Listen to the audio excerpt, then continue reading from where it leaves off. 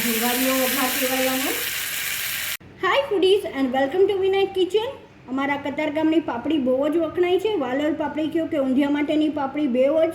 તો આજે આપણે એ જ પાપડી, વાલોળ પાપડી અને ઢોકળીનું શાક બનાવવા જઈ રહ્યા છે. તો ચલો જોઈ લઈએ રીત.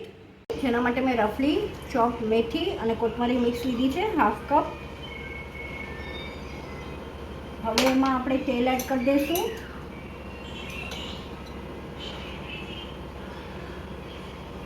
સાથે એમાં આપણે રફલી મસાલા કરી દઈશું. 1 ટીસ્પૂન ધાણા જીરું, હાફ ટીસ્પૂન હળદર. સાથે હવે આપણે એમાં ચણાનો લોટ એડ કરશું. આમાં કરકોરો અને બેવ મિક્સ છે. 1/4 કપ કરકોરો છે અને હાફ કપ ચણાનો લોટ છે. હવે એમાં આપણે લસણની પેસ્ટ એડ કરી દઈશું. મારી પાસે અત્યારના રેડી લસણની પેસ્ટ છે, એ એડ કરશું. તમારી પાસે કઢી હોય તો 8 થી 10 કળી ક્રશ કરીને અને ટેસ્ટ અનુસાર મરચું એડ કરીને મિક્સ કરી લેવાનું છે. સાથે આપણે એમાં હવે ખાંડ એડ કરી દઈશું. 1 ટીસ્પૂન અત્યારના એડ કરશું. મીઠું એડ કરી દીધું છે. મિક્સ કરી લઈએ. બને ત્યાં સુધી એમાં પાણી એડ કરવાની જરૂર નહીં પડે, કેમ કે મેં હજી ધોઈ જ હતી કોથમરીને મેથી મિક્સ. સાથે આપણે લિક્વિડ નાખ્યું છે, લસણની ચટણી અને તેલ છે, એટલે જરૂર નહીં પડે બાઇન્ડિંગ માટે. તેમ છતાં હોય તો એડ કરશું આપણે. લીંબુ એડ કરી દઈશું.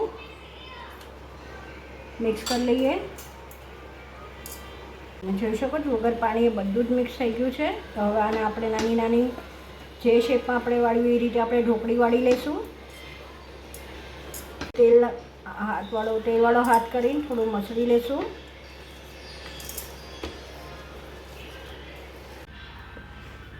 તો આપણું હવે નાના નાના આપણે તેલવાળું પહેલાં હાથ કરી લેશું.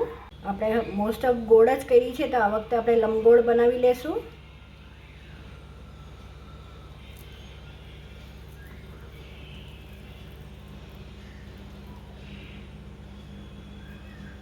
તેલ બી આવી ગયું છે. આપણે ઢોકળી એડ કરી દઈશું. મેં ઓછું તેલ લીધું છે, કેમ કે આ તેલ આપણે શાક વઘારવામાં પણ લેવાના છીએ. આપણે ઢોકળી ડૂબે એટલું તેલ લેવાનું છે.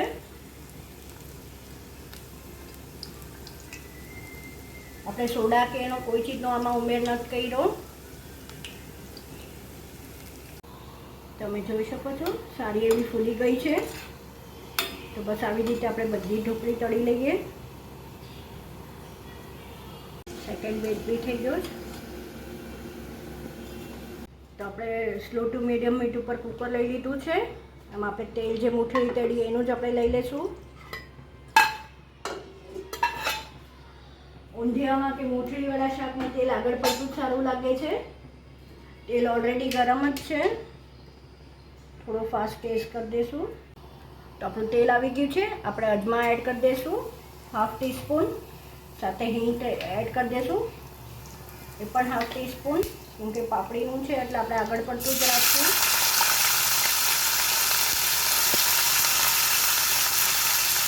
હળદર એડ કરી દઈશું. મિક્સ કરી લઈએ. મારી અત્યારે 300 ગ્રામ પાપડી છે. હવે આમાં આપણે લિક્વિડ જે આપણી પેસ્ટ છે એડ કરી દઈશું. લસણની છે 3 ટેબલ સ્પૂન.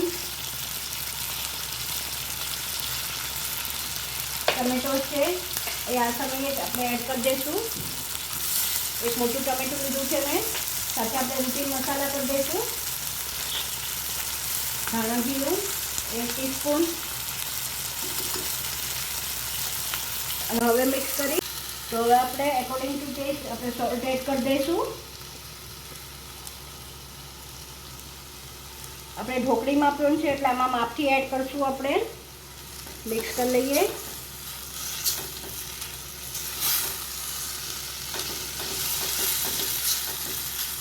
હવે આપણે 1 ગ્લાસ પાણી એડ કરી દઈશું અને એક વિસલ પણ કરી દઈશું આપણે.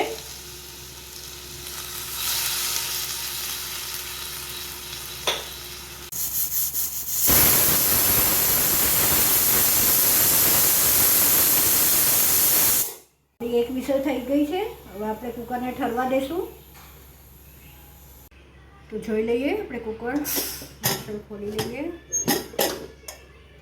જોઈ શકો સરસ એવું થયું છે. તો બસ હવે મિક્સ કરી લઈએ. શાક પણ આપણે જોઈ લઈએ. પાપડી સારી ચડી ગઈ છે. હજી આપણે એક જ વિસલ કરી છે. તાજી પાપડી હોય તો વાંધો નથી આવતો. તો હવે આપણે ઢોકળીનો લોટ રહેવા દીધો હતો. આમાં આપણે થોડુંક પાણી એડ કરી દઈશું જેથી કરીને જાડી ગ્રેવી બને. મિક્સ કરી લઈએ.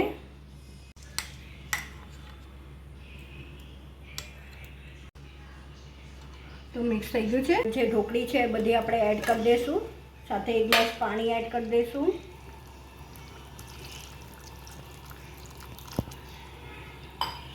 અને આપણે જે ઢોકળી કરી હતી એ એડ કરી દઈશું. ખાંડ એડ કરી દઈશું અકોર્ડિંગ ટુ ટેસ્ટ. આમાં ખટાશ, ગળાશ, તીખાશ બધું આગળ પડતું હોય તો સરસ લાગે છે આ શાકમાં. આપણે વિસલ એક કરી લઈશું ફરીથી.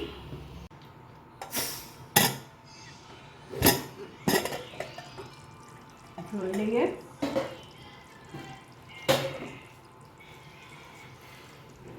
રસો બી પ્રોપર છે એકદમ. આપણું શાક બની જ ગયું છે. ઢોકળી બી ચેક કરી લઈએ.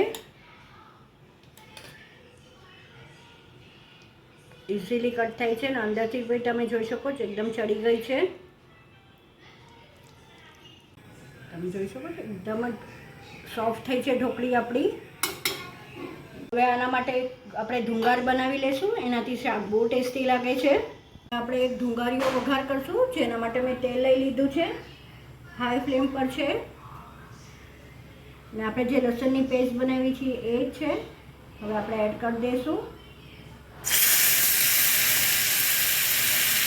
આ ધુંગારીઓ વઘાર કહેવાય આને. ધુંગાર એડ કરી દઈશું આપણે.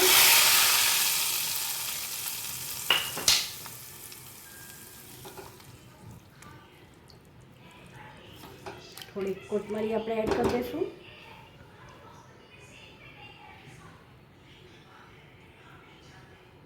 મિક્સ કરી લઈએ. સાથે સર્વ બી કરી દઈશું. તો સર્વ થઈને રેડી છે અમારા કતારગામની ફેમસ વાલોર પાપડી સાથે ઢોકળીનું શાક. આઈ વિશ તમને મારી આ રેસીપી ગમી હશે. જો ગમી હોય તો લાઇક, શેર અને સબસ્ક્રાઈબ કરવાનું ન ભૂલતા. બસ આવી જ નવીન રેસીપી સાથે આપણે ફરીથી મળતા રહીશું. Till then by, take care.